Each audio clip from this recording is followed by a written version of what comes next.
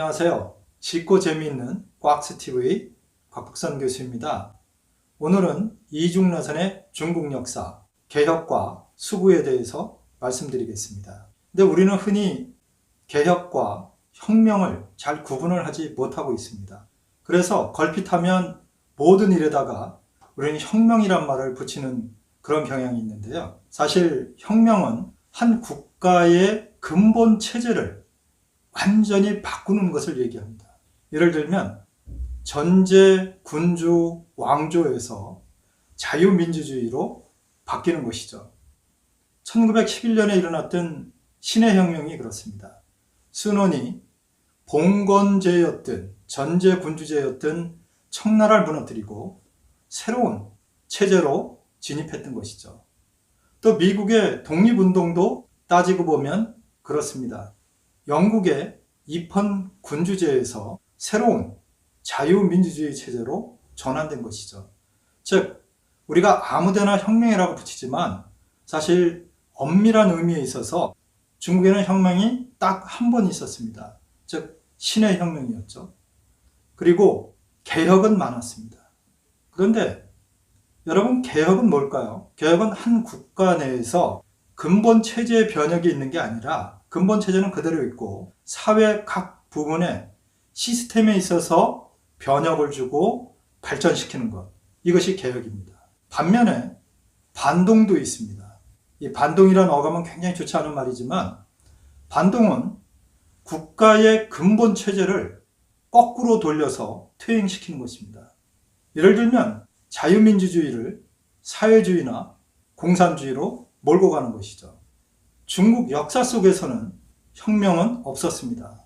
중국 역사 속에서는 개혁은 많았습니다만은 개혁도 종류가 나눠집니다. 한 부분에 대한 개혁만 이루어졌던 적이 있고요. 사회 각 부분에 걸쳐서 개혁이 이루어졌던 적이 있습니다. 일례로 춘추 전국시대 때 조나라의 무령왕은 그 당시에 군인들은요, 이 옷의 기장이 저희는 이렇게 이제 좁습니다만은 옛날은 군인들도 이렇게 넓었습니다. 그러다 보니까 전쟁을 하려면 굉장히 불편했던 것입니다. 활을 쏘려면 옷이 막 걸리고 이러니까요. 그래서 그 당시에 그 사람들이 볼 때에 오랑캐로 보이는 사람들, 그 사람들은 호란 말을 쓰는데요. 호족들이 입는 옷을 보니까, 즉 자기들이 볼 때에 미개한 놈들이 입는 옷을 보니까 이 소매가 좁은 겁니다. 그래서 활을 쏘는데 너무너무 편하게 잘 쏘는 거예요. 그래서 무령왕이 신하들의 반대를 무릅쓰고 군인들의 의복을 바꿔서 조나라가 강국이 되는데 아주 중요한 역할을 했습니다. 이런 경우는 한 부분만 개혁이 된 거겠죠. 그런데 중국의 전국을 두고 거의 모든 부분에서 개혁이 일어났던 것, 이렇게 따지면 약 5명의 유명한 개혁자들을 들 수 있습니다. 첫 번째는 상앙입니다. 진효공 때 사람인데요. 상앙은 변법을 통해서, 즉 지금의 말로 하면 개혁입니다. 변법을 통해서 국방과 경제와 또 법률 부분에 있어서의 전반적인 개혁을 이루어서 진나라가 부국으로 또 강한 나라로 떠오르는데 결정적인 역할을 했습니다. 두 번째 사람은 서한 시대의 상홍양이라고 할 수 있습니다.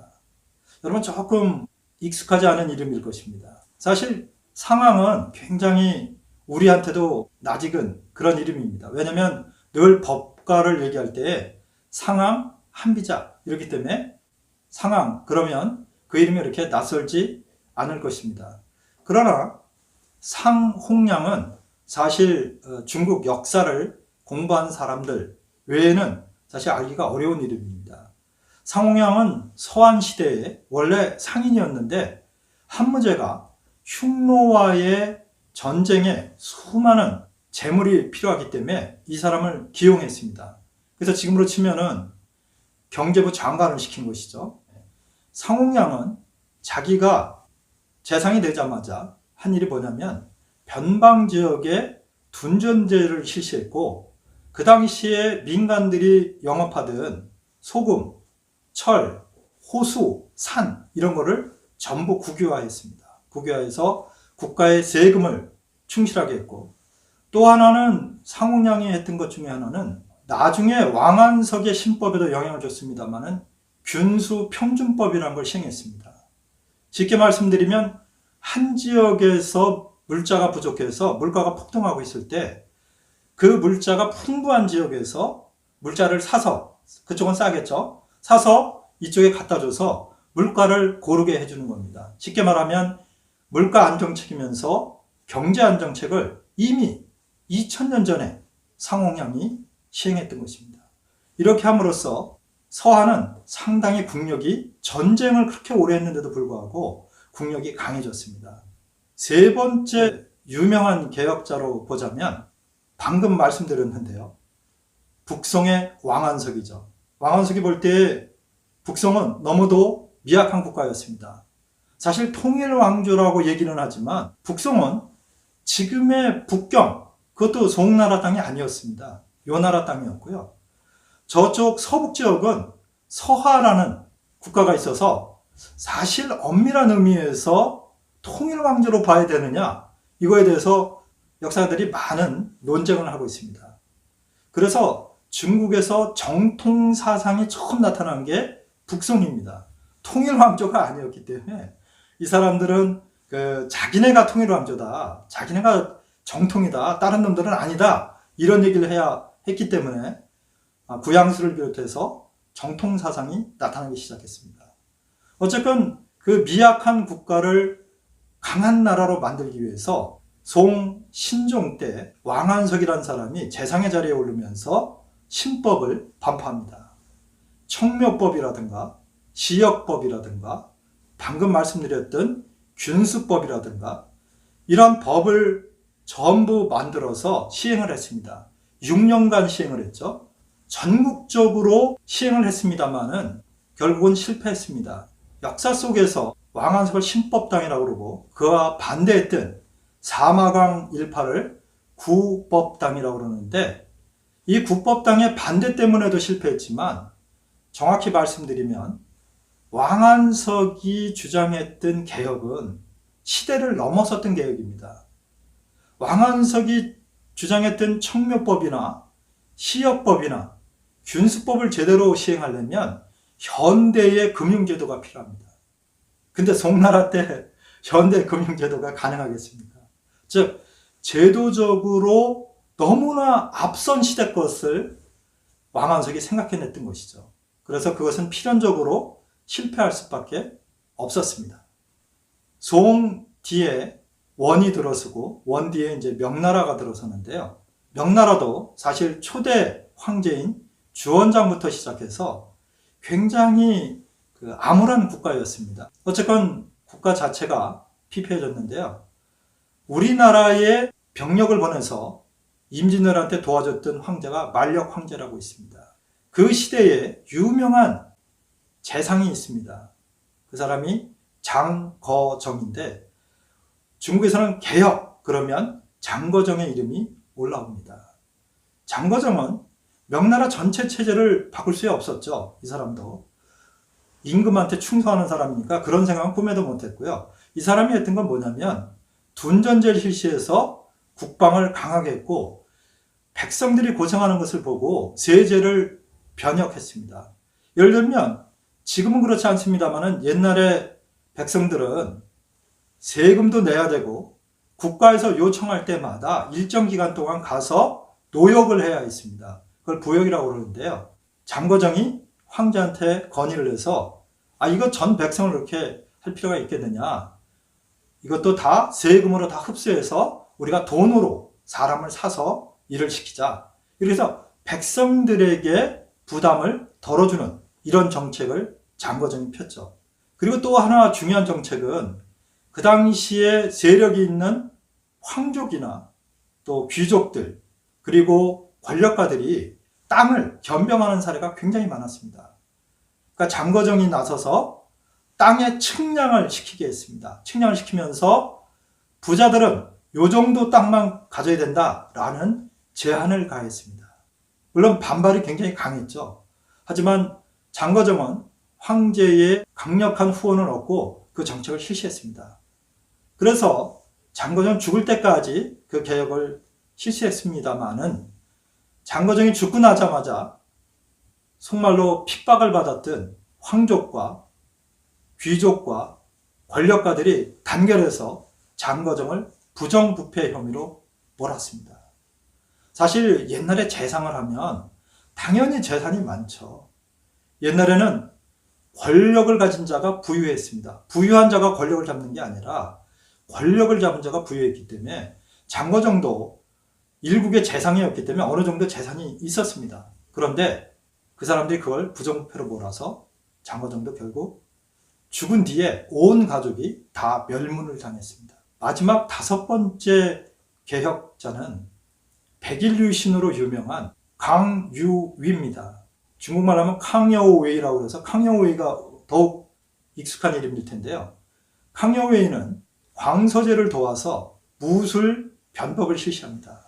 그때까지도 여인들의 발을 묶고 있었던 전족제도도 폐지하고 과거제도 폐지하고 새로운 나라로 가야 된다. 그래서 상업 발전을 통해서 자본주의로 가자, 입헌 군주제를 하자, 이런 아주 혁명적인 발상을 했습니다만은 이 사람은 군주에 대한 충성도가 굉장히 강한 사람이었습니다.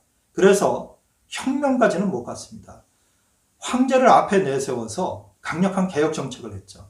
그러나 100일 만에 서태후를 중심으로 한 반대파에 의해서 정권에서 물러나면서 일본으로 망명하게 됩니다.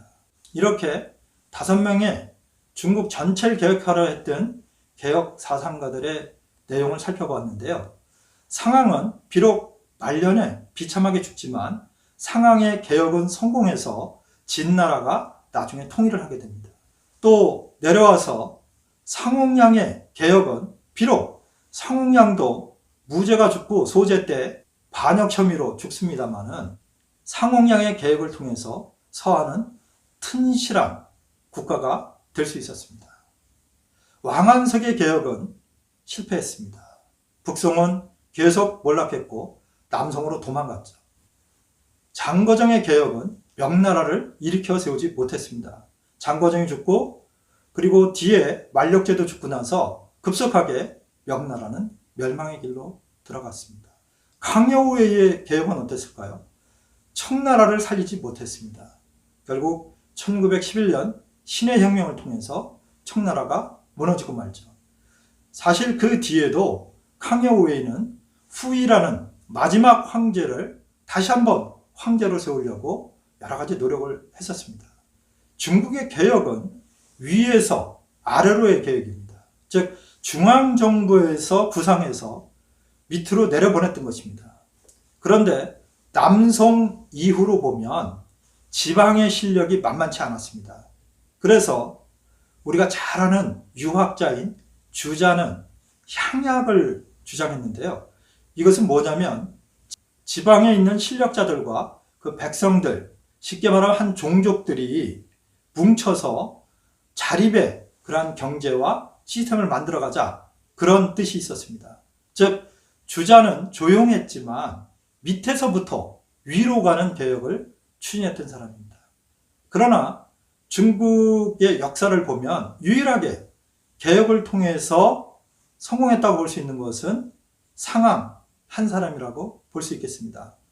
상홍양은 전면적인 개혁을 하긴 했지만 서한이 상홍양이 지나서 튼실해지고 나서 바로 또 혼란기로 들어가기 때문에 사실 그 사람의 개혁이 완전히 성공했다고 평가하기는 어렵습니다. 그래서 완전히 성공한 사람은 역시 상황 한 사람을 볼 수 있고요. 나머지 사람들은 실패했고 또 말년이나 그가 죽고 나서 가족들이 굉장히 비참한 그런 상황을 맞게 되었었습니다.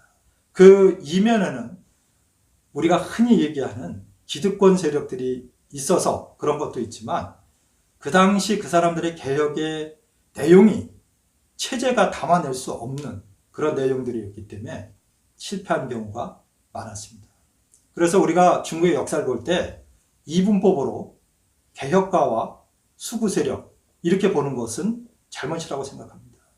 우리가 중국의 역사를 좀 더 입체적으로 좀 더 유연한 사고로 봐야 할 것입니다. 오늘은 개혁과 수구 이렇게 두 축이 중국의 역사를 형성해 왔는데 그 중에 개혁의 초점을 맞춰서 말씀을 드렸습니다. 재밌게 들으셨는지 모르겠습니다. 다음번에는 더 쉽고 재밌는 이야기로 찾아뵙겠습니다.